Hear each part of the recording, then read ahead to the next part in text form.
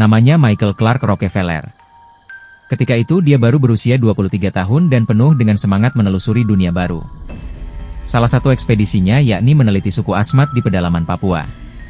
Pada 17 November 1961, Rockefeller mudah hilang. Peristiwa ini sontak mengguncang dunia hingga dilakukan pencarian besar-besaran. Namun hingga detik ini, jasadnya tak pernah ditemukan. Michael Rockefeller bukan pemuda sembarangan. Ayahnya, politikus Partai Republik, terpilih sebagai gubernur New York pada 1959. Setelahnya itu sang ayah menjadi wakil presiden Amerika Serikat mendampingi Gerald Ford, 1974 hingga 1977. Michael generasi keempat dari keluarga Rockefeller yang merupakan salah satu orang terkaya di dunia. Kakek buyutnya, John D. Rockefeller, merupakan taipan minyak yang juga salah satu pendiri Standard Oil. Peristiwa hilang misteriusnya Michael di Papua bermula saat ekspedisinya bersama antropolog Belanda, Rene Wasing.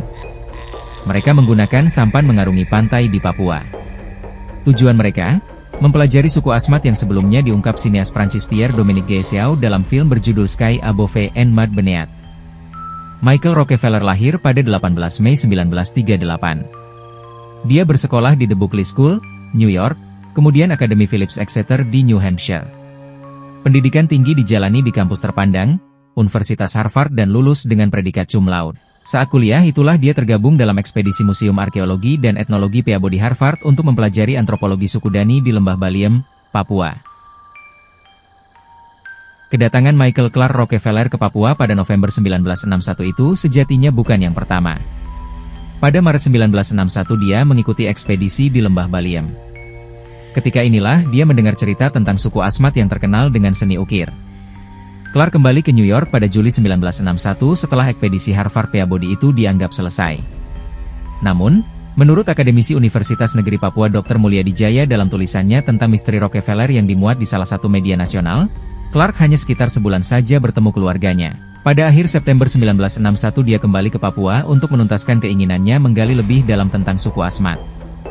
Petaka terjadi kala Clark Rockefeller mengarungi lepas pantai Papua dengan sebuah kano bersama Rene Wasing dan beberapa penduduk lokal.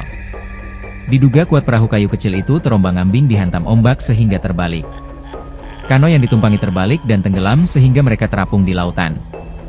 Namun Michael tak sabar menunggu bantuan. Ia berenang menuju pantai dan meninggalkan rombongannya. Saat Rene berhasil diselamatkan, Michael tak pernah ditemukan, tulis buku Kopassus untuk Indonesia, Profesionalisme Prajurit Kopassus. Sekadar diketahui, Rene baru berhasil diselamatkan keesokan harinya. Hilangnya Michael Clark Rockefeller kontan menghebohkan dunia. Upaya pencarian besar-besaran dilakukan, termasuk melibatkan pasukan terlatih United States Army. Misi menyelamatkan Clark itu juga mengerahkan helikopter, pesawat, kapal dan ribuan penduduk lokal. Hasilnya, dia tak pernah ditemukan. Di mana Clark? Berbagai teori mengemuka. Dia diduga kuat meninggal karena kelelahan berenang dari laut ke tepi pantai.